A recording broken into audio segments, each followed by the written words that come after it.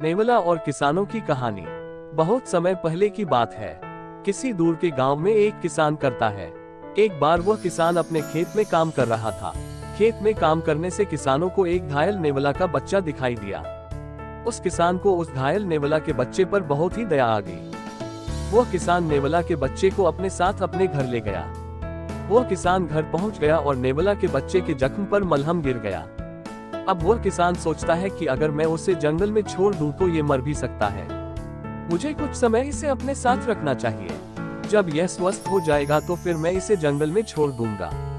फिर उस किसान ने उसे अपने घर में पालने के लिए सोचा, पर इस पर उस किसान की पत्नी राजी नहीं थी क्योंकि उसके घर में 2 महीने का बच्चा था। पर उस किसान ने अपनी पत्नी को इसे रखने के लिए मना लिया, ये कहकर कि ये हमारे बच्चे का कुछ नहीं करेगा। अब वह नेवले के बच्चे को अपने साथ रखना चाहता है। वह उस नेवला के बच्चे को बहुत ही प्यार भी करते थे, उसे भरपेट खाना दे।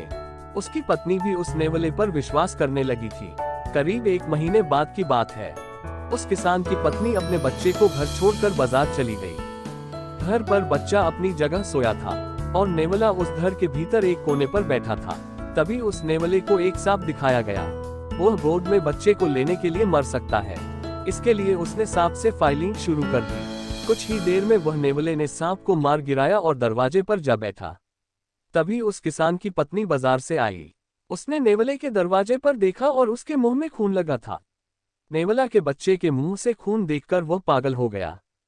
उसने आव न देखा तब उसने सब्जी से भरी टोकरी उस नेवले के बच्चे के सिर पर दे मारी, जिससे नेवले के बच्चे की मौके पर ही मौत हो गई। जब उसने भीतर जाकर देखा कि उसका बेटा अपनी जगह सो रहा है और उनके सर के पास एक सांप आया, उसे सब कुछ समझ में आ गया कि यहाँ क्या हुआ था। वह तेज से रोने लगा। अब वह तेजी से धूम्रपान कर रहा था। उसे धमकी दी गई कि उसने पहले सब कुछ क्यों नहीं किया।